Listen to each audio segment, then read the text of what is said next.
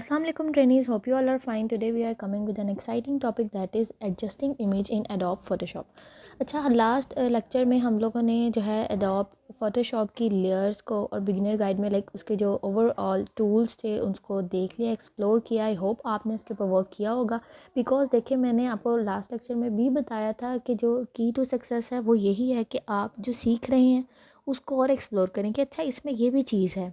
अगर आप खुद से सीखेंगे, आप खुद इंटरेस्ट शो करेंगे तो आपको बहुत सी ऐसी चीज़ें मिलेंगी जो हो सकता है मुझसे स्किप हो गई हूँ.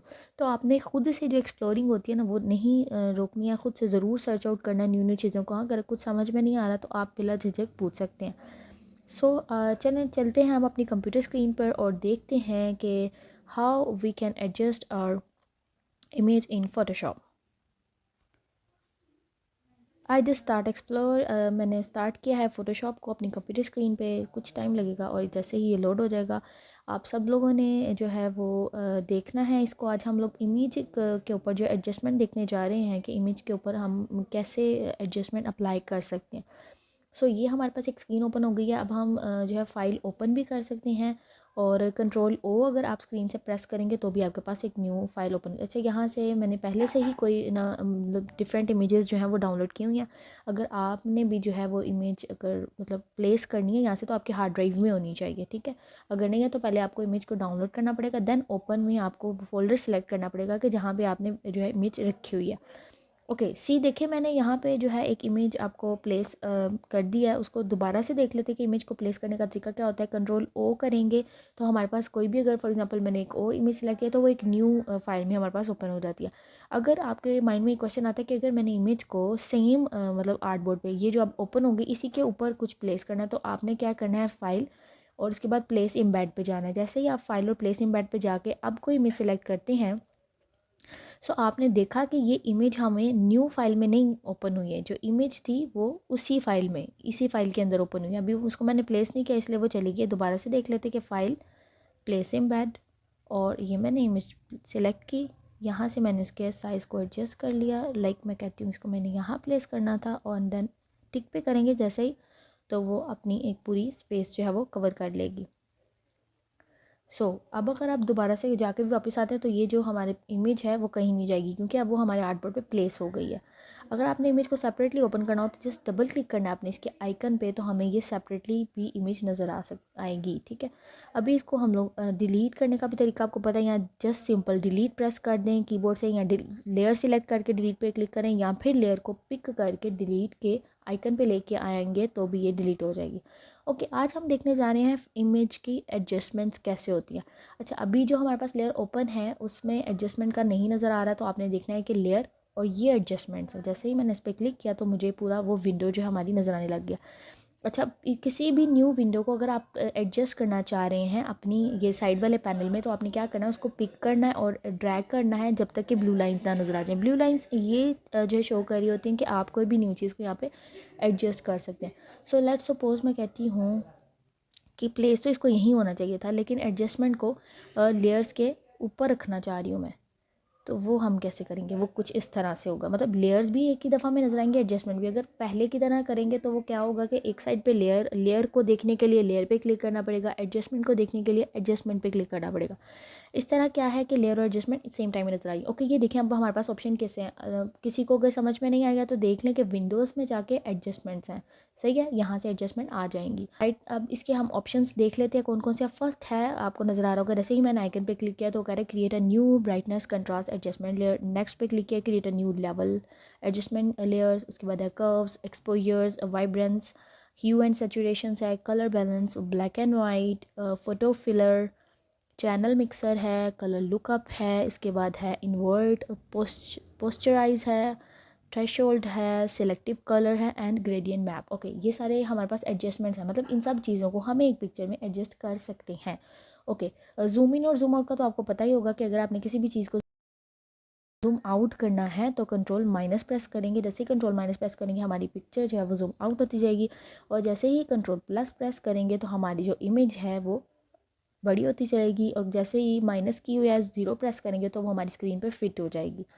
ओके, एक और इस पे बड़ा मज़े का आइकन होता है कि जैसे ही आप स्पेस बार को प्रेस करके रखते हैं ना तो हमारे पास जो हमारा हैंड टूल है वो एक्टिव हो जाता है. ठीक है, और ये हैंड टूल तभी काम करेगा जब आपने सेपरेटली माउस लगाया हो। अगर आपने माउस नहीं लगाया हुआ तो फिर क्या होगा कि फिर आप प्रेस करके रखेंगे भी तो हमारे पास वो एक्टिव नहीं होगा। ओके, सो ये हमारे पास हो गई कुछ शॉर्टकट कीज़ जो कि आपने साथ साथ याद करनी है। देखिए, शॉर्टकट कीज़ को यूज़ करने का मैंने आपको बताया था फ़ायदा हमें ये होता है कि हम लोगों को बार बार जाके साइड बार से सिलेक्ट नहीं करना पड़ता।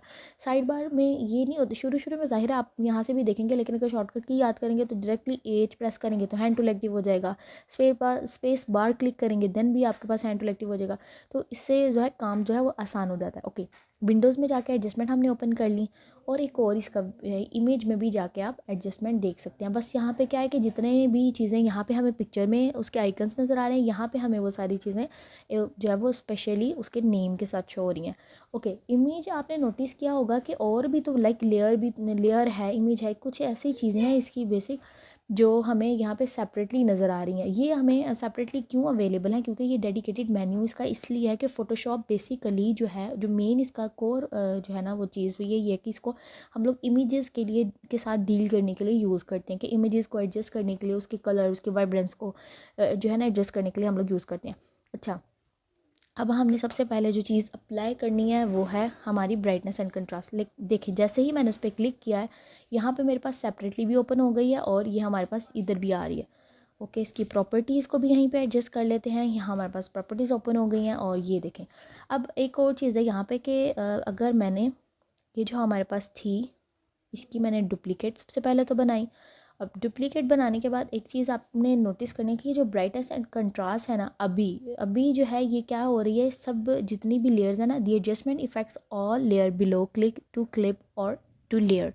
जितनी भी चीज़ें यहाँ पे क्लिप मतलब इस लेयर के नीचे हैं वो सारी की सारी लेयर्स पे अप्लाई होंगी। वो कह रहे लेकिन अगर हम क्लिप कर लेंगे, लाइक पहले क्लिप नहीं था उस पर, ये देखें जो क्लिपिंग का साइन था उस पर एक स्लैश आ रही थी, जैसे ही मैंने क्लिक किया अब जो है ये जस्ट इस लेयर पे अप्लाई होगा, नीचे वाली लेयर पे इसका इफेक्ट नहीं होगा। हम लोग थोड़ा सा देख लेते हैं कि ब्राइटनेस एंड कंट्रास्ट कैसे होगा। ऑटो पे क्लिक किया मैंने तो वो जो है हमें खुद ब खुद, आपने नोटिस किया पहली, ये देखें यहाँ से हम अगर क्लिक करेंगे तो हमें पता चलेगा कि ये हमारी रीसेट लेयर हुई है, कि जो पहले जो लेयर थी, यहाँ पहले जो हमारी इमेज थी वो इतनी सी डल थी। जैसे ही मैंने ऑटो किया है तो इसकी ब्राइटनेस जो है वो 48 और इसका कंट्रास्ट जो है वो 59% हमें उसने ऑटो करके दिखाया। अगर आप कहते हैं कि नहीं मुझे कंट्रास्ट अभी भी ठीक नहीं लग रहा, तो आप इधर से कम या ज़्यादा कर सकते हैं। ये देखिए यहाँ से कम या ज़्यादा में आपको पता चल रहा है आपने कौन सी चीज़ को कितना करना। ब्राइटनेस अगर आप करना चाह रहे हैं तो ये देखिए यहाँ से डार्क और होगी और यहाँ से ये ब्राइटर होती चली जाएगी। तो आपने बस इसको इस तरह प्लेस करना है कि आपकी सारी चीज़ें आप कहेंगे ये मतलब एक अच्छी लुक में आ गई है पिक्चर, जो इसकी ब्राइटनेस थी वो एक्चुअली में हुई है। ये जो है इसका रीसेट लेयर था कि जितनी भी एडजस्टमेंट हमने अभी की है वो यहाँ पे जैसे ही आप क्लिक करेंगे वो रीसेट हो जाएगी। और ये जो चीज़ है ये यहाँ पे है कि press to view previous state can also press slash. अगर आप स्लैश प्रेस करेंगे कीबोर्ड से तो भी आपको नज़र आ जाएगी, अगर इसके ऊपर क्लिक करते हैं तो भी आपको पहली स्टेट नज़र आती है। ये देखें पहली स्टेट कुछ इस तरह की थी, मैंने क्लिक करके रखा है, जैसे इसको मैंने ड्रॉप किया तो हमें उसने अभी वाली दिखाई है।